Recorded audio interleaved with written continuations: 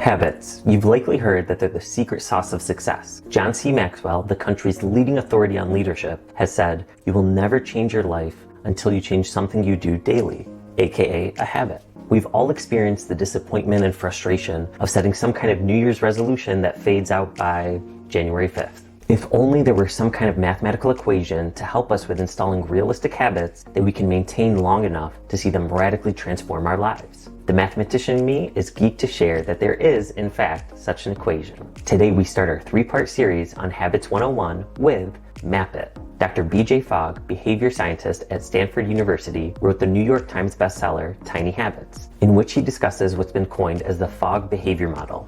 B equals M plus A plus P, which represents the fact that a behavior or a habit is the outcome of motivation, ability, and a process. For all us visual learners out there, let's display this formula on a graph. On the x-axis, we have our ability. On the y-axis, motivation.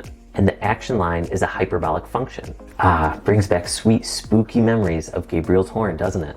I digress. A prompt is essentially any event that triggers the habit. So we want the prompt to be very obvious. Whether or not we follow through on the activity we're trying to turn into a habit depends on the combination of our ability and motivation. If that combination lands above the action line, then when the prompt eventually occurs, we're highly likely to perform the desired habit. If, however, the combination of our ability and motivation lands below the action line, then when the prompt occurs, we'll find an excuse and the habit will never be formed. To better understand this diagram, let's look at the two extremes. If our ability to do the activity is very low, in other words, the activity is currently hard for us to do, our motivation has to be extremely high for us to actually follow through when the prompt occurs. On the other extreme, if our ability to perform the activity is very high, meaning that it's really easy for us to do, then we only need minimal motivation to perform our intended activity when prompted. And that's the key to building tiny habits. As an example, let's look at one of Dr. Fogg's many tiny habits that eventually enabled him to personally lose 20 pounds. Here's the algorithm that Dr. Fogg installed to kickstart his weight loss. Go to the bathroom,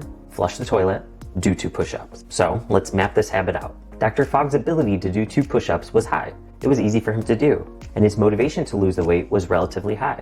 And even if it wasn't, it didn't really have to be that high to get him above the action line. The prompt was very obvious every time he would use the restroom. The outcome?